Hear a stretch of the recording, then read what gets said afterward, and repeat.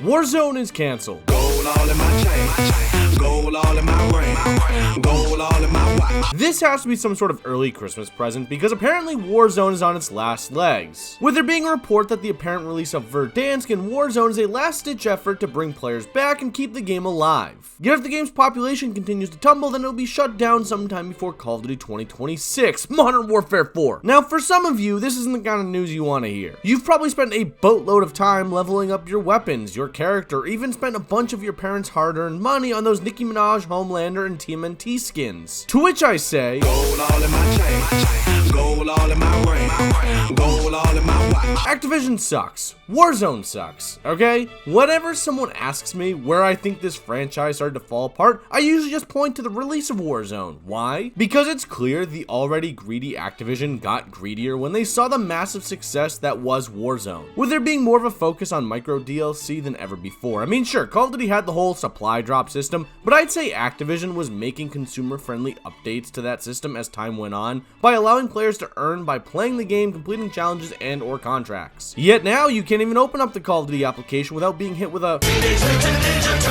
But with things like the Battle Pass, which is in my opinion a pretty broken system, all they give you for free is XP boosts and a weapon to prevent a pay-to-win system and some like little icons or calling cards. And for what? Lackluster content, bland maps, or a poor excuse for an anti-cheat? I mean seriously, what is the point of this anti-cheat, Ricochet? Who is this actually protecting? Because from what I can tell, it's a system that isn't protecting shit. And for the people that are already complaining about how bad the cheating is in the multiplayer, just imagine how bad it is in Warzone. Like, it's basically the equivalent of expecting a condom with holes punched in it to prevent an oopsie baby. No offense to Tyreek Hill. Not to mention, Warzone's content over the last couple of years has been pretty lackluster if you ask me. Outside of Verdansk and Rebirth Island, the map's been massive duds. Caldera, Al Mazrah, Ashika Island, Vondel, Urzikstan have yet to bring back that magic that was the OG Warzone, no matter how much they are trying. Like, the only time within the last few years where I felt like the magic was back was Fortune's Keep, and they really dismissed that map.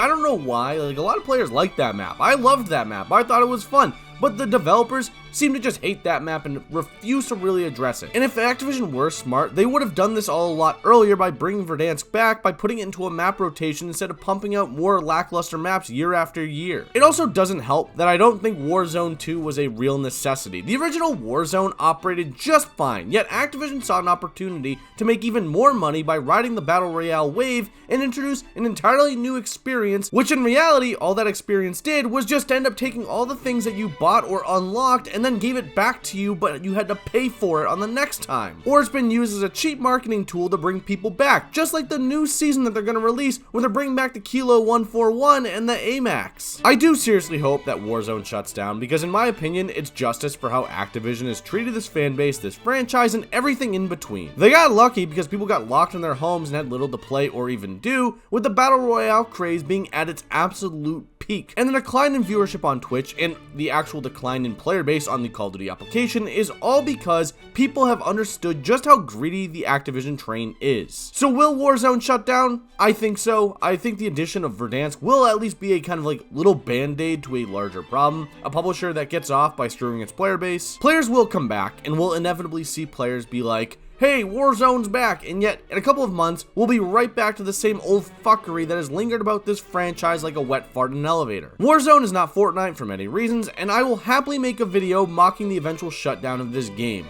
Fuck Warzone and everyone involved with it.